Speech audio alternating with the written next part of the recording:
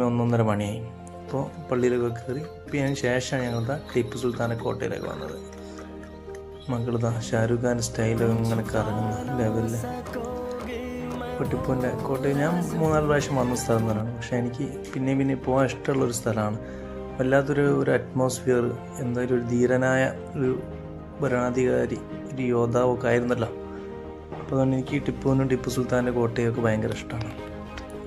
അപ്പം ഞാൻ ആ മൊഞ്ചത്തിക്കുട്ടീനെയൊക്കെ കൂട്ടി ഒരു സെൽഫി വീഡിയോസൊക്കെ എടുത്ത് ഞങ്ങൾ ടിപ്പു സുൽത്താൻ്റെ കോട്ടയിലേക്ക് കയറാൻ പോവുകയാണ്. ചരിത്രത്തിൽ ഇത്രയേറെ ബ്രിട്ടീഷുകാരോട് പോരാടിയ പടപൊരുതിയ വേറൊരു സുൽത്താക്കന്മാരെയും വേറൊരാളെയും കാണാൻ കഴിയില്ല. ഇത്രയേറെ വലിയൊരു മഹാനായിരുന്നു ടിപ്പു സുൽത്താൻ. അപ്പോൾ അവിടുന്ന് കഴിഞ്ഞിട്ട് ഞങ്ങൾ നേരെ പോയത് saint Philomena church, Mysore. Just പുറത്തു നോക്കുക, ജസ്റ്റ് ഒരു ഫോട്ടോ എടുത്ത് അതിൻ്റെ അടുത്ത് ഭക്ഷണവും കഴിച്ച് നേരെ നമ്മൾ പോയത് മൈസൂർ സൂ, മൃഗശാലയിലേക്കാണ്. അത് ഒരു കാണേണ്ട, മൈസൂർ പോയിട്ടുണ്ടോ മൃഗശാലയിൽ പോകണം. അത്രയേറെ കാണാണ്ട്. ഒരു 3-4 കിലോമീറ്റർ ചുറ്റളവിലുള്ള മുതൽ സാധനം തന്നെയാണ്. പൈസ മുതലാവും, നടന്ന് മനുഷ്യൻ ഊപ്പാടളുകയും ചെയ്യും. പക്ഷേ മുതലുണ്ട്, അത്രയേറെ എല്ലാ സംഭവങ്ങളും ഉണ്ട്.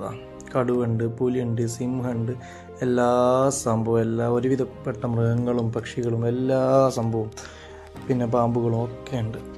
ചീറ്റൊക്കെ കണ്ടില്ല നമ്മൾ.